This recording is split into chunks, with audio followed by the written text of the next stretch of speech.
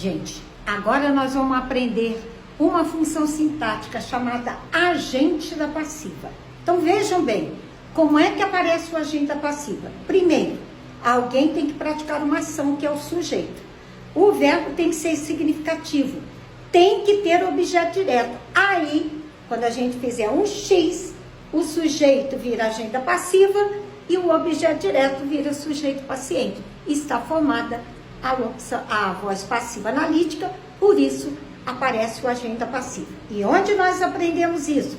Lá na aula de verbo. Então voltem à aula de verbo, revejam vozes verbais, porque aqui é função sintática, são os termos da oração. Então eu vou ensinar a agente da passiva, mas vou lembrar a voz passiva analítica, que é quando aparece o agente da passiva, ok? Então vejam bem, a agente da passiva é o verbo que pratica a ação da oração, é o termo que pratica a ação da oração da voz passiva analítica.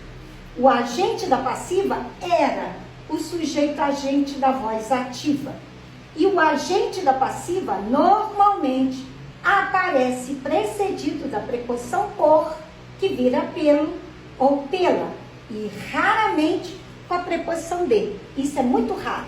Então vejam bem, como é a voz ativa? Sujeito agente, verbo significativo, VTD, porque precisa pedir objeto direto, e mais o objeto direto. Faça um X. O X mostra o objeto direto vai virar sujeito paciente, sem mudar nada. O sujeito agente vai virar agente da passiva, ganhando apenas a preposição por, que pode virar pelo, se tiver artigo O no sujeito, e pela, se tiver artigo A no sujeito.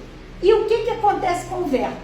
O verbo significativo vai para o particípio e o verbo ser vai receber o tempo, vai assumir o tempo do verbo significativo. Por isso que é importante voltar lá na aula de vozes verbais, porque lá eu fiz a tabela do verbo ser quando faz a voz passiva analítica, para vocês não errarem muito. Então, vejam bem, o sujeito paciente era o objeto direto da voz ativa. O agente da passiva era o sujeito agente da passiva. O verbo que estiver no significativo vai virar uma locução verbal de particípio e faz-se a pergunta por quem e acha a resposta agente da passiva. Um beijo caloroso para todos vocês e aguardo no próximo vídeo.